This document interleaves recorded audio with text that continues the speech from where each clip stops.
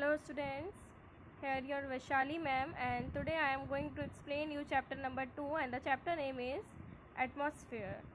So firstly we will start with what is atmosphere. The blanket of air that surrounds the earth is known as atmosphere, and the atmosphere is derived from, that's meaning is vapor. The atmosphere extends more than 1000 meters above the earth's surface and a height of 32 km from the ground. Now we will discuss about the composition of the atmosphere. Here you can see a picture of composition of atmosphere, in which nitrogen is there, oxygen 21%, nitrogen 78%, argon 0.90%, other gases 0.17%, carbon dioxide 0.03%, and 1% other gases includes carbon dioxide, hydrogen, helium, ozone and others. Is it clear to everyone? Now I will let you know about the layers of the atmosphere. I am going you to show the picture of different layers of atmosphere. Here we are seeing the picture in which from the bottom of the surface of the earth it is troposphere. You are looking here onto the troposphere, and when we go up it is stratosphere, and here temperature increases with height, and on the above it is mesosphere, and the here temperature decreases with height minus 100 degrees Celsius, and above the mesosphere here is ionosphere, and here temperature increases with height, and at the last and the top it is exosphere. In such a way we see the layer that is atmosphere. Now I would discuss about troposphere. Troposphere is the lowest and the densest layer of the atmosphere and is known as troposphere. Most of the water vapor, clouds and dust particles of the atmosphere are found in this layer. The troposphere derived from the word tropos, which means turning. Stratosphere above the troposphere. A part of the stratosphere is known as the ozonosphere also, and it has the maximum concentration of the ozone in the atmosphere. And you know, ozone protects us by absorbing the harmful ultraviolet rays by the sun. Now next is mesosphere. It lies above the stratosphere,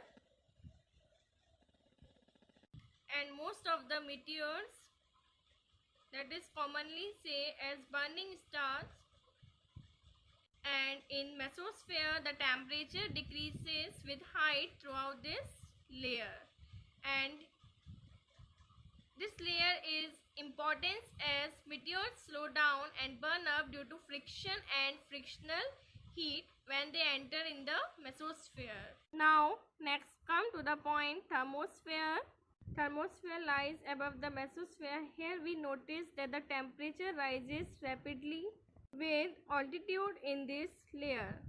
Do you know the meaning of altitude? It's height. Now come to the last layer of atmosphere, which is exosphere. It is the outermost layer of the atmosphere. Here the temperature is very high, in which the molecules of that atmospheric gases are broken into small particles. So I hope you now got the information about the layers of the atmosphere. Moving away, it is necessary to know about the importance of the atmosphere. The atmosphere is essential for the life on the earth because the atmosphere gives us oxygen that we need. The the carbon dioxide in the atmosphere helps plants to manufacture foods in the presence of sunlight. The atmosphere stops the harmful ultraviolet rays from reaching the Earth's surface. Also, the carbon dioxide and water vapor trap the terrestrial heat and make the Earth's temperature livable. The atmosphere prevents the Earth's surface to becoming too hot and too cold. The ozone in the atmosphere protects us from harmful ultraviolet rays. Nitrogen is required in various forms to keep the soil fertile and to help the growth of plants. The atmosphere gives us rain, snow, and wind, which are important elements of weather. The water vapor in the atmosphere causes rainfall and snowfall. The atmosphere prevents most meteors to heating up the Earth's surface. These were the importance of the atmosphere, which I already informed you, and it is very necessary for you all to keep this in your mind. Moving ahead from the next segment, that is greenhouse effect and global warming. Now come to the next point, ways to reduce global warming. Global climate change is certainly one of the top environmental issues today. You can help to reduce the demand for fossil fuels, which in turn reduces global warming by using energy more wisely. Now I am going to tell you few points you can take to help reduce global warming. Number 1, reduce, reuse and recycle. Now you tell me, do your part to reduce waste by choosing reusable products instead of disposables. Get a reusable water bottle. For example, buying products with minimal packaging will help to reduce waste. And whenever you can, recycle paper, plastic, newspaper, glass and aluminum cans. If there is not a recycling program at your workplace, school, college or in your community, ask about starting one. By recycling half of your household waste, you can save 2400 pounds of carbon dioxide annually. Number 2, use less heat and air conditioning.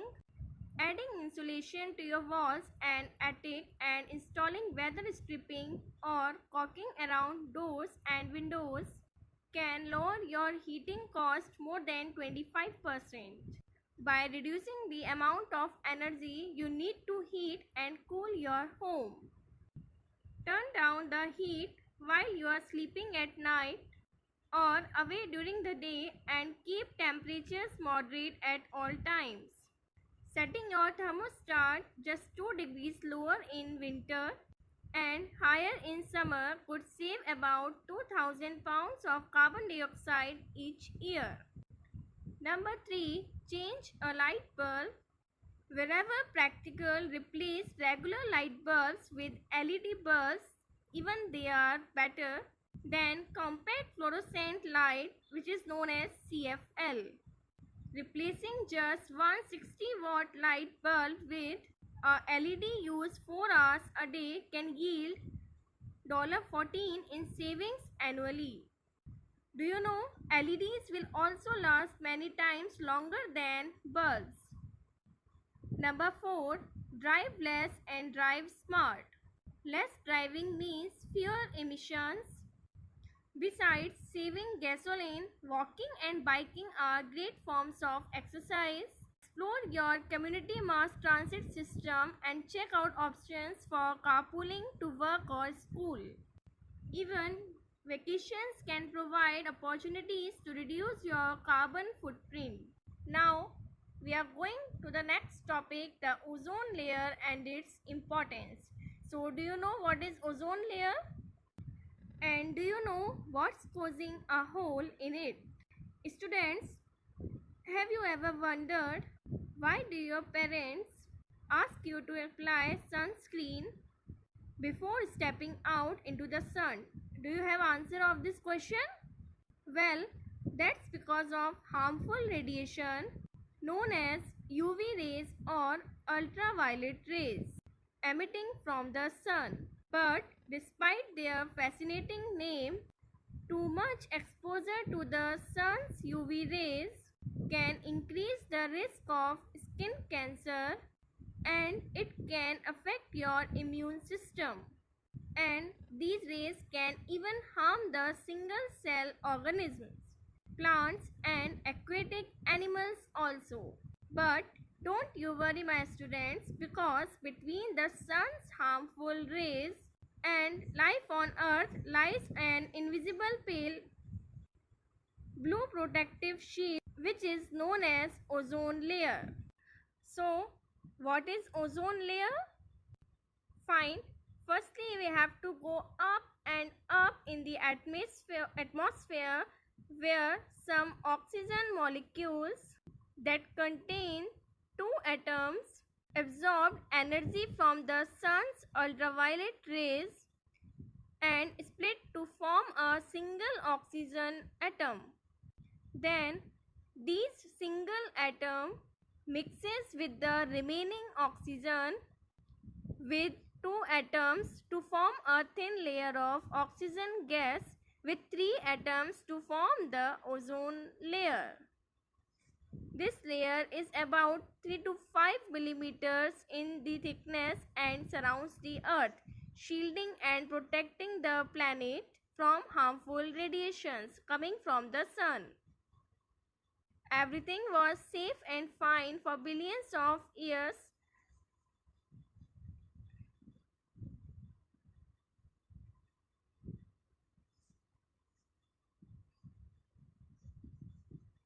until in the 1970s, scientists discovered that thin layer of gas is slowly depleting, and evidence revealed that certain man-made chemicals were responsible for it.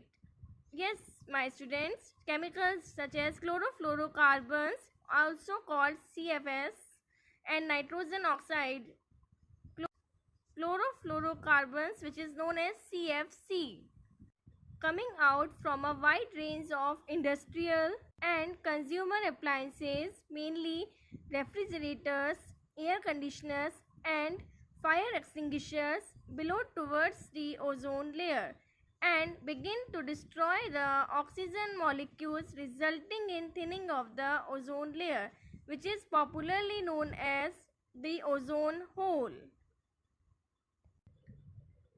But fortunately, all is not lost yet, as with increasing awareness about the harmful effect of CFC, which is chlorofluorocarbon, and other chemicals, the production and consumptions of such substances have decreased to a significant level, and as a result, the ozone layer is slowly getting healed and getting back to its original form. But as a responsible person, we should play our part. So what can we do to help?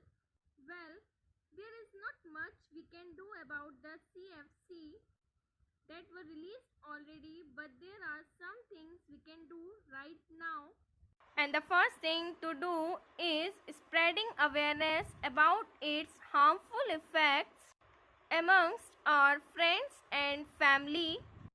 The other essential thing we can do is, if you have air conditioners or refrigerators more than 20 years old, make sure you replace it with a new one, and be sure to have the old one disposed of properly. And the easiest way to help our planet, we have to celebrate 16th September as the World Ozone Day to bring about awareness about the preservation of the ozone layer.